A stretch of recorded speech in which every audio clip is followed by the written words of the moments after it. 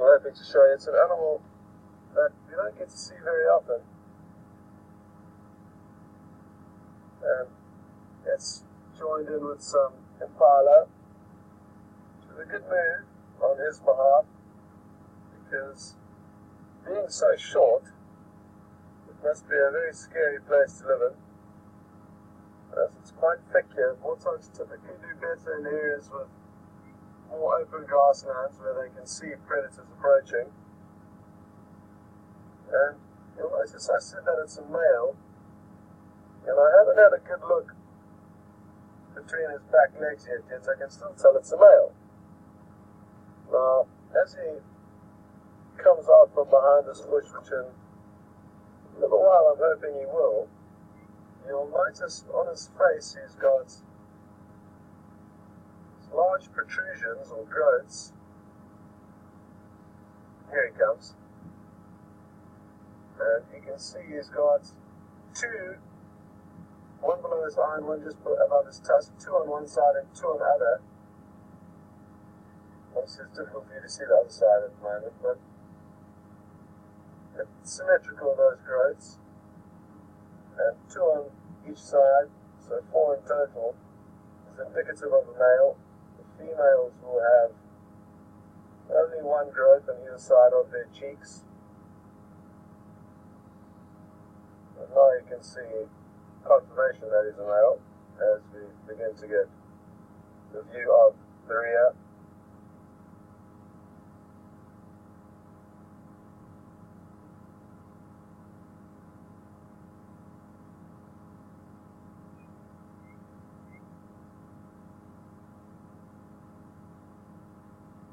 Well, he seemed to perform and parade as if he knew what we were talking about, in order to give you the full spectrum, the full show of how to sex a warthog. The Impala is a lot easier to sex. The males have got horns and the females don't.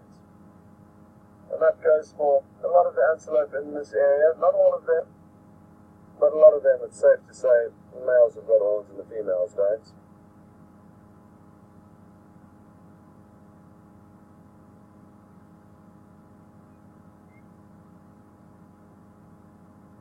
Watching these Impala like this now reminds me of yesterday morning watching some Impala, a small bachelor herd like this. It could well even be the same herd. We'll have a look out for an Impala with one horn, and that would confirm that it is the same bachelor herd. They do move in this area. And yesterday we saw them being stalked by the two Kudu lions. And you'll often assume a peaceful and calm setting like this would not have a predator nearby. But as we mentioned yesterday, there were lions approaching very nearby, and had we have just arrived, we wouldn't have known that.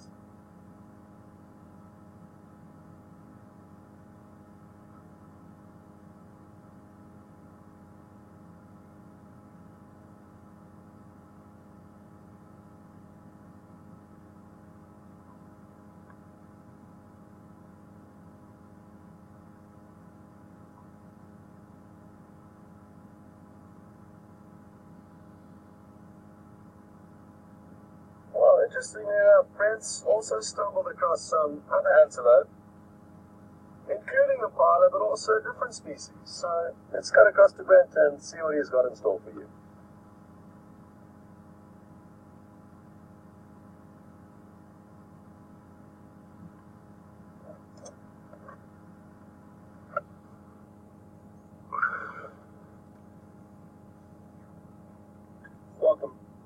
Welcome back, everyone.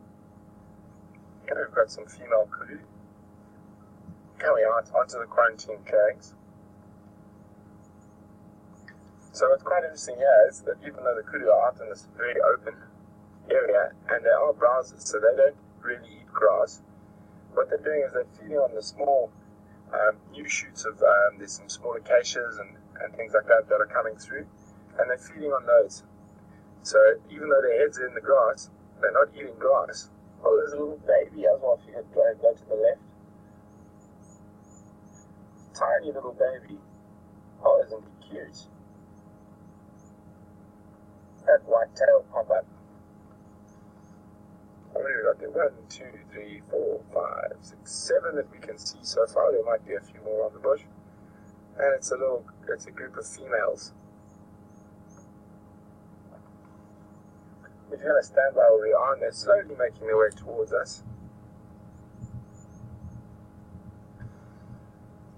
But a nickname for the kudu in South Africa, it's not used everywhere, but one of the nicknames I've heard for them is the grey ghost. Because often in thicker bush, if you can see one kudu, there's probably about 4 you can't. They blend in so well when they're in the trees. And they've got some of the biggest ears. And that's because they are often in quite thick areas, and they rely a lot on their hearing for defense, even though their eyesight is also very, very good.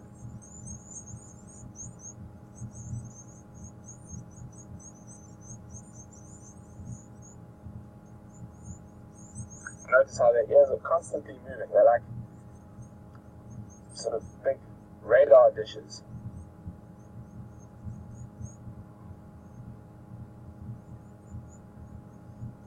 And oxpeckers in tow.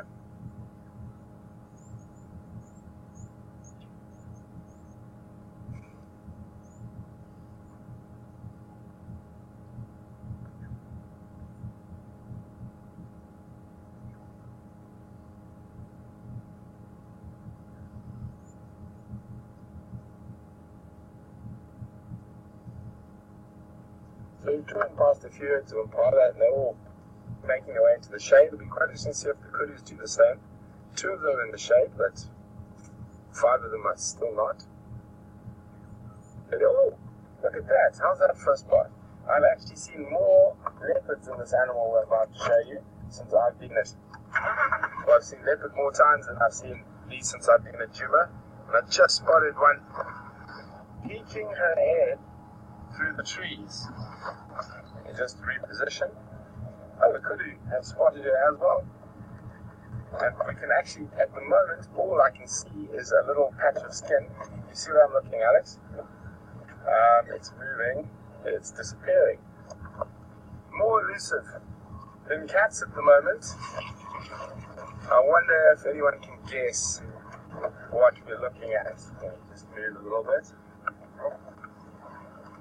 You see that little patch of skin? You can zoom on it. So that's all I can see through the bush, but it is, oh, there we go, center of screen. So judging from that, let's get a bit tighter. So you can tell me what animal that is. Bottom right is how, there we go, oh, a little bit too far. There we go. There we go, it's moving. Just managed to catch those colors through the thick bush. Hopefully it will come out now. There we go. Just ahead now, giving away the game. But there's a female giraffe.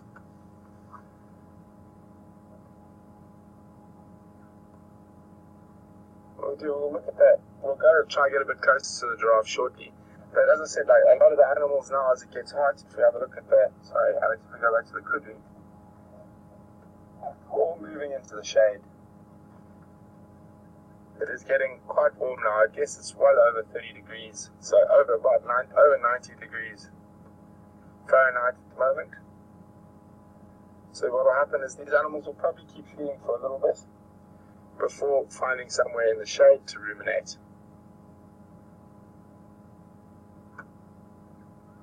Let's try see if we can get a better view of that giraffe. Well, if we didn't stop to look at the kudus, we wouldn't have spotted that little patch of color through the trees. Gone behind Mom. His head popping through.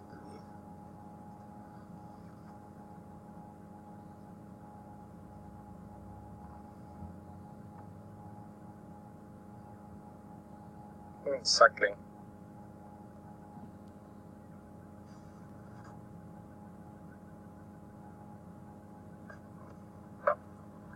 That looks like that giraffe on the move. Just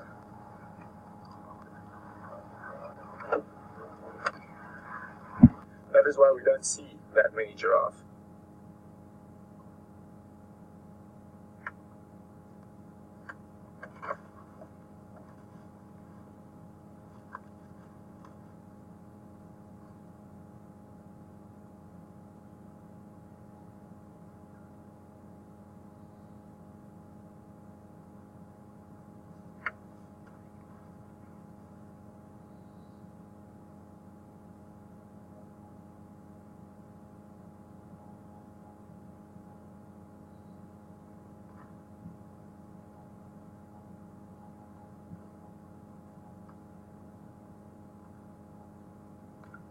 Good morning, Bulla. Bulla has got a question. Would like to know why we call a kudu a bull and an Impala a ram. As far as I know, it's to do with size, and it's quite interesting. There's a cut-off species, which is quite strange because it's a mix of the two. So normally anything small would be a ram and a ewe, like sheep. So an Impala ram and a ewe, a bushback ram and ewe. And then as you get to the more medium antelope, what is that giraffe spotted?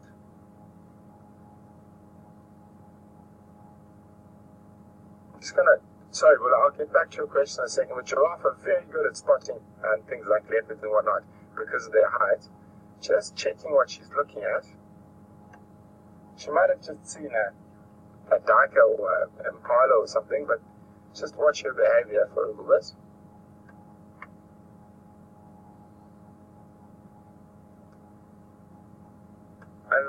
It is unlikely to be a predator because we had the kudu there and the Impala there a bit earlier.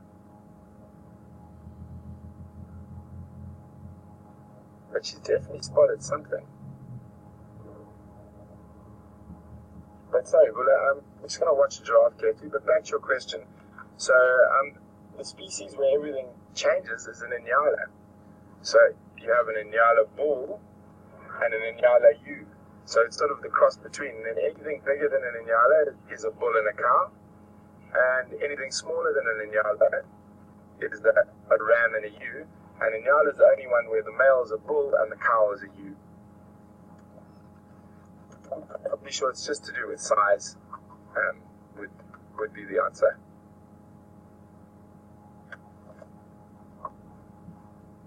What have you seen? I think you're looking at Impala.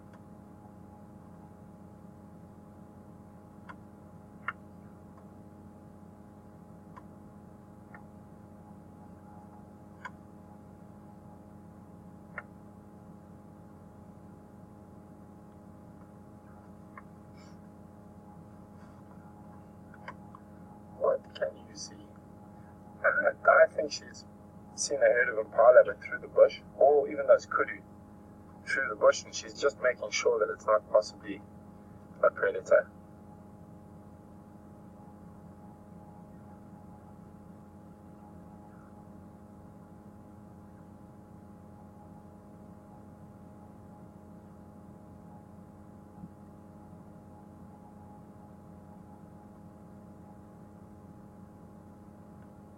And for those who are wondering, the tree she was feeding off, so the tree right in front of her that she was feeding off is an acacia, with an A, A-C-A-C-I-A, acacia.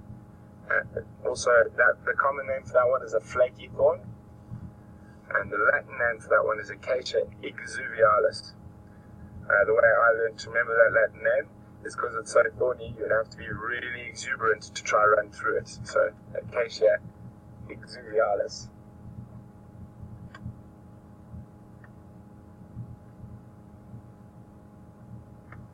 I'm just going to move a little bit forward and possibly just see a bit better where she's looking, but I think she is looking at those kudu we were looking at.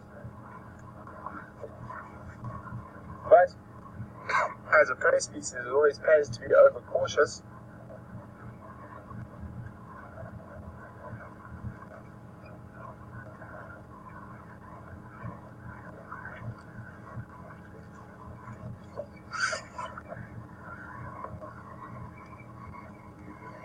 just try a bit behind her. Yes, she's looking at I think she's looking at those kudu. But she's obviously looking through the bush, so she's not seeing them out in the open.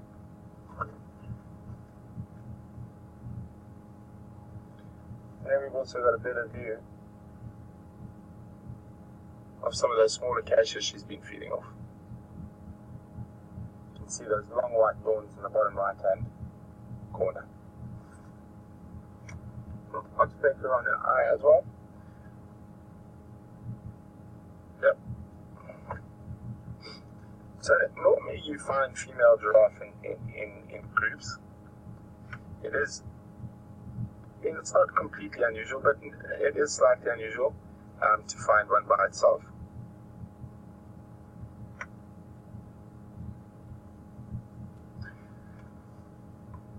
So I'm wondering, sorry, just 1 second guys. Andrew, come in. Are we able to get questions and whatnot now?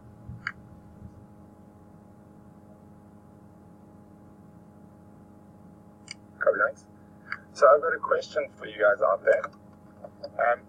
Who can tell me what the old original Victorian English collective noun for giraffe is?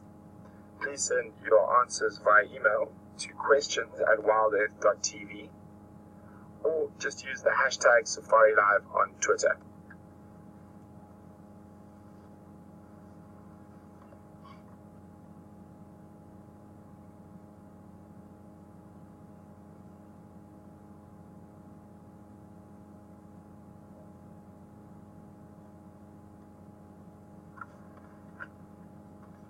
She's got actually very nice, rich colouring.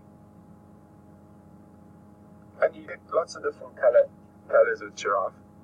And a lot of people say it's to do with age and whatnot, but it's not always to do with age.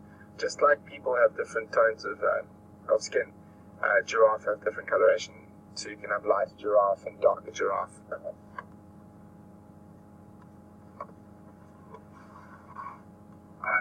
She's not as concerned as she was earlier when she first saw those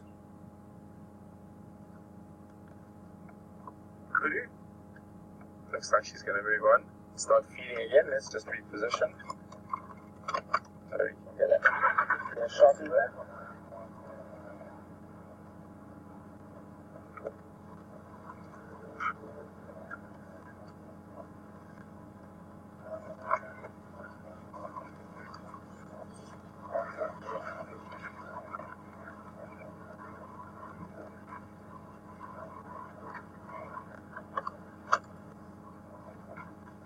So we've got her feeding off that flaky thorn acacia.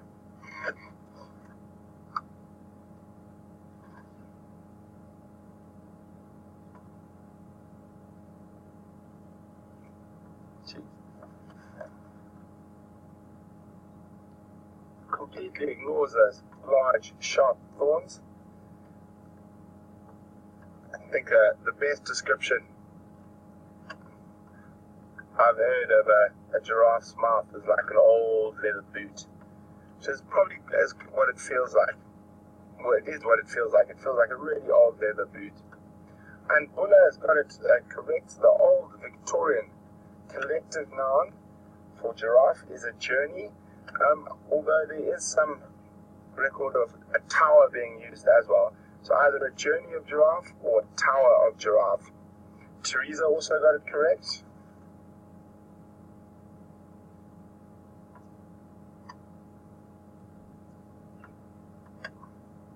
She looks to be in very, very good condition, this giraffe.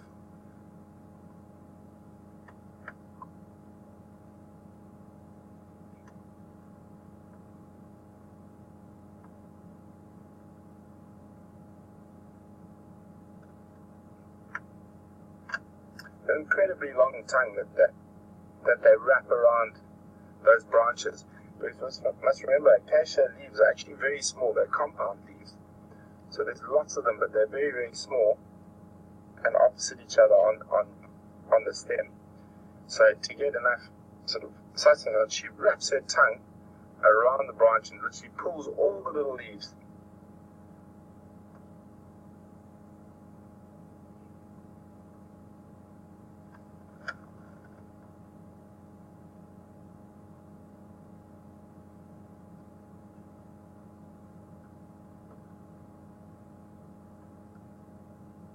There we go. You see that tongue come out there. She's using her lips and tongue to get as many little leaflets from the acacia as possible.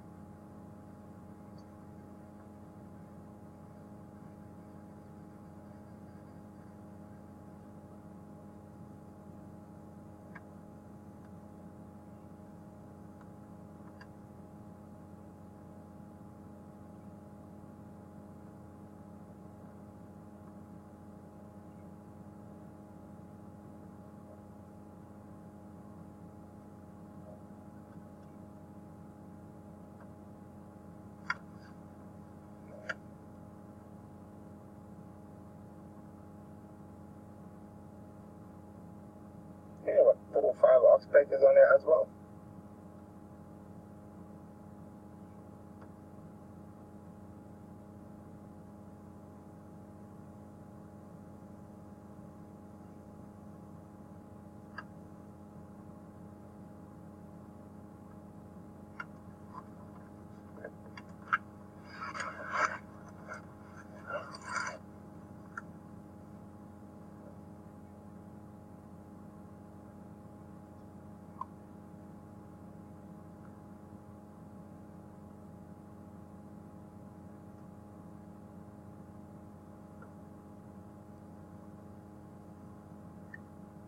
Oh, look at that. Just got into the edge of her eye, probably looking for ticks. Guys, it's been a wonderful, wonderful drive this morning. Thanks very, very much for joining us. I had an amazing time. Seeing the leopard up there, dead leadwood, was definitely my highlight. And also some great elephant viewing from my side. And it's always nice to see giraffe. You don't see them too often here. But wherever you are in the world, I hope you have a wonderful rest of your day or morning or evening. And we hope to see you again this afternoon. And also, goodbye from Scott and Brian as well. They've already headed home. They were quite far from here. So have a wonderful evening, and we'll see you tomorrow. I'll see you this afternoon, sorry.